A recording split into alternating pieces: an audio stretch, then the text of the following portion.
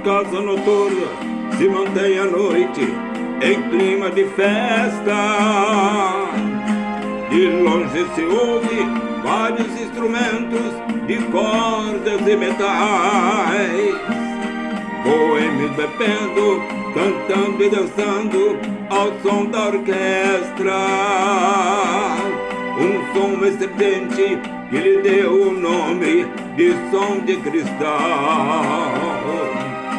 A casa noturna, boate falada, lugar de má fama, com as portas abertas durante a noite, entra quem quiser. Porém nessa noite, sem que eu esperasse, entrou uma dama. Fiquei abismado, porque se tratava da minha mulher. Ela se cansou de dormir sozinha esperando por mim, e nesta noite resolveu dar fim na sua longa e maldita espera. Ela não quis mais levar a vida de mulher honrada, se na verdade não adiantou nada ser mulher direita conforme ela era.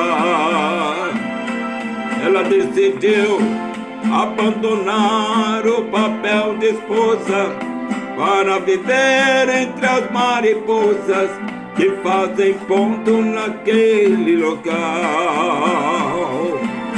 A minha vida, muito mais errante, agora continua. Transformei a esposa em mulher da rua, a mais nova dama do som de cristal.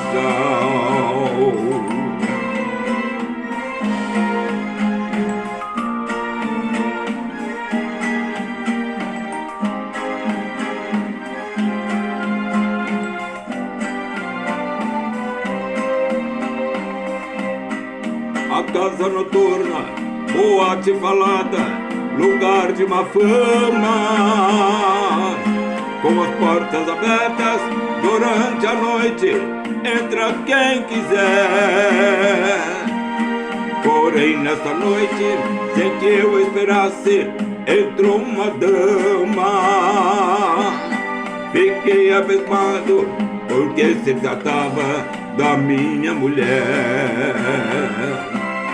Ela se cansou de dormir sozinha esperando por mim, e nesta noite resolveu dar fim na sua longa e maldita espera.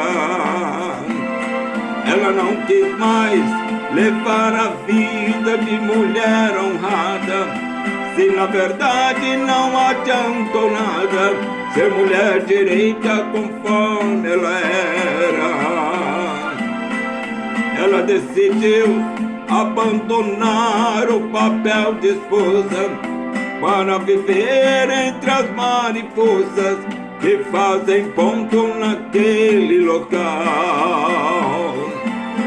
A minha vida, muito mais errante, agora continua. Transformei a esposa em mulher da rua, a mais nova dama do som de cristal.